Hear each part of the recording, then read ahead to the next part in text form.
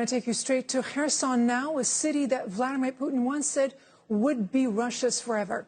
CNN's Nick Robertson is in the liberated city and he joins us now live. Nick, take us with you. You're walking in the streets of Kherson. What are you seeing? What's the mood? What are people telling you?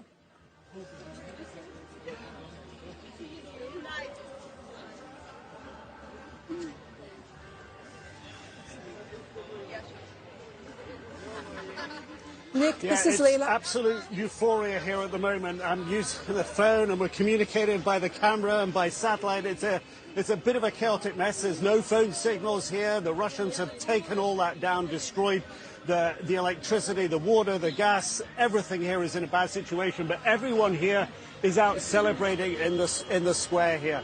People are wearing the Ukrainian flag. They're hugging the soldiers.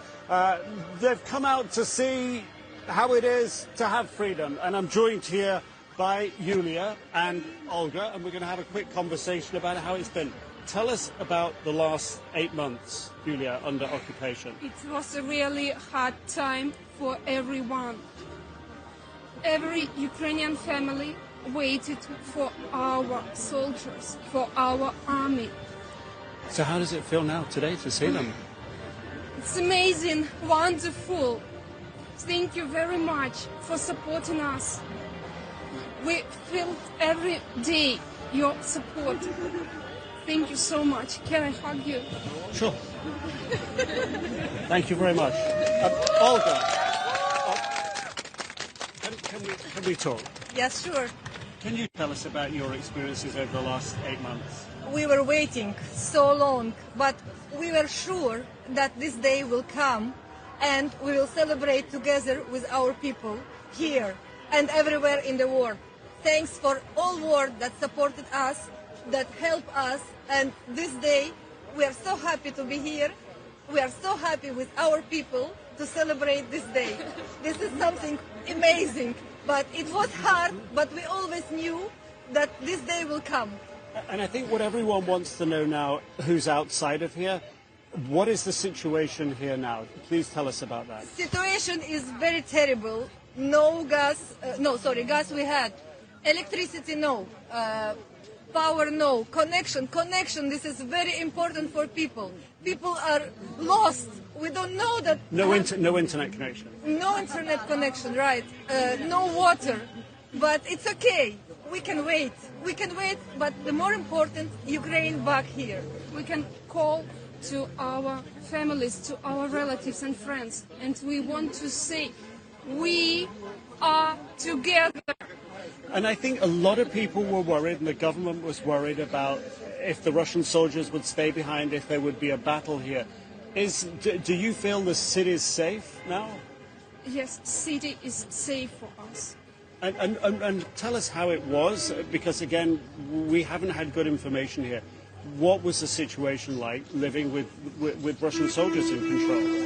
What people you can see here now, I think many of them were hiding. They're hiding the Ukrainian flag somewhere in the corner. We were terrified by Russian army.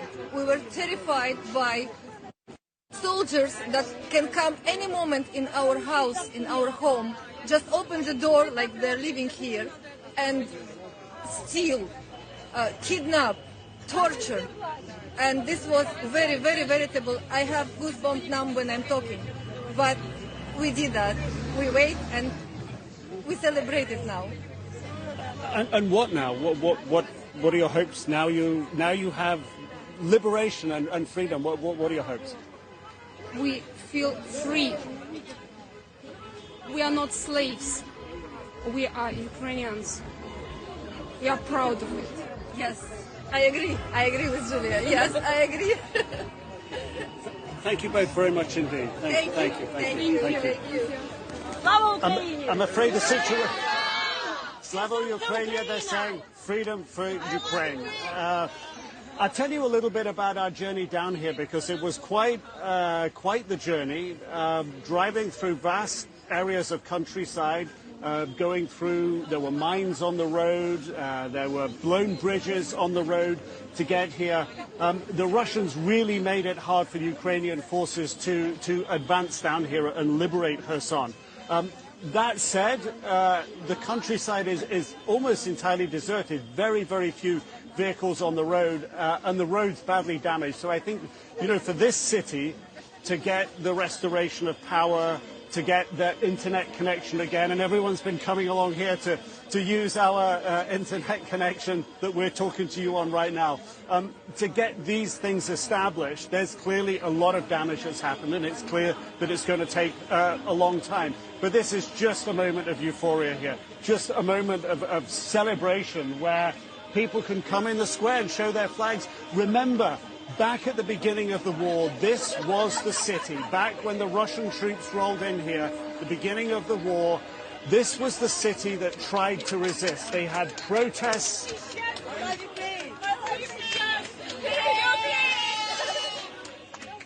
It's celebration.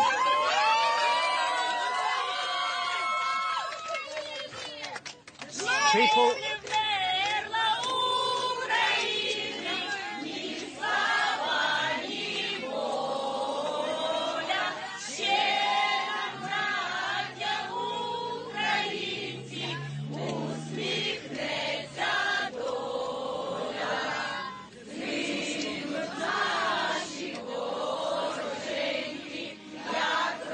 This is what liberation looks like. This is what liberation feels like.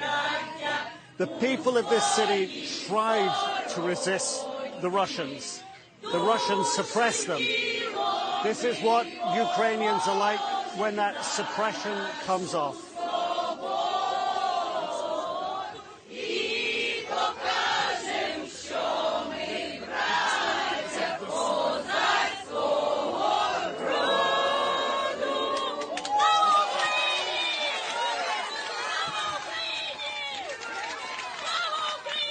I think it might surprise many, it would surprise, I think, many of those Russian soldiers who were here to know that these passions and these feelings were just hidden beneath the surface.